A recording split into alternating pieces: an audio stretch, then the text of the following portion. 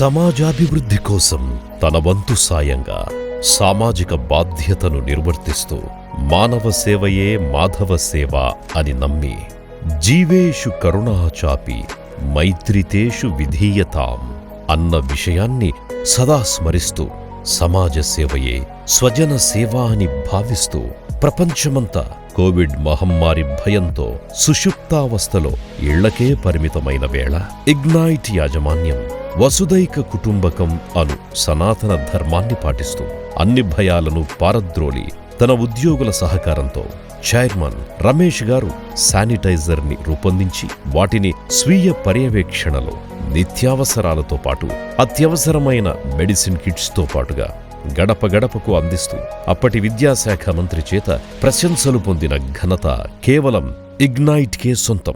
పరీక్షల భయంతో పాటు వేసవి తాపంతో అల్లాడిపోయే విద్యార్థులకు ఇంకా బాటసారులకు సాయినగర్లో చలివేంద్రం ఏర్పాటు చేసి ఎర్రటి ఎండలో చల్లటి కుండమజ్జిగను తెలంగాణ రాష్ట్రావిర్భావ దినోత్సవ పర్యంతం దిగ్విజయంగా నిర్వహిస్తున్నారు. అన్నం పరబ్రహ్మస్వరూపం. అన్నదానమే మహాదానం.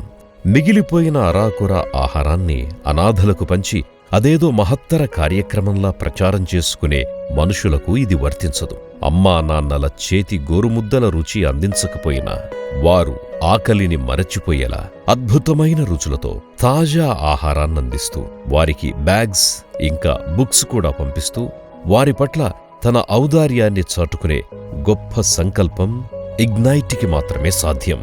ఇగ్నైట్ సేవా కార్యక్రమాల పరమార్థం ఏమనగా అందరి చల్లని దీవెనలు ఇగ్నైట్ విద్యార్థులపైన మరియు సంస్థపైన సదా ఉండాలి అనే ఒక గొప్ప దీక్షతో ఇటువంటి సేవా కార్యక్రమాలతో ఇగ్నైట్ విద్యా సంస్థ ముందుకు వెళుతోంది. ఇగ్నైట్ విద్యా సంస్థలు శాఖోపశాఖలుగా విస్తరించాలని మనసారా ఆకాంక్షిద్దాం.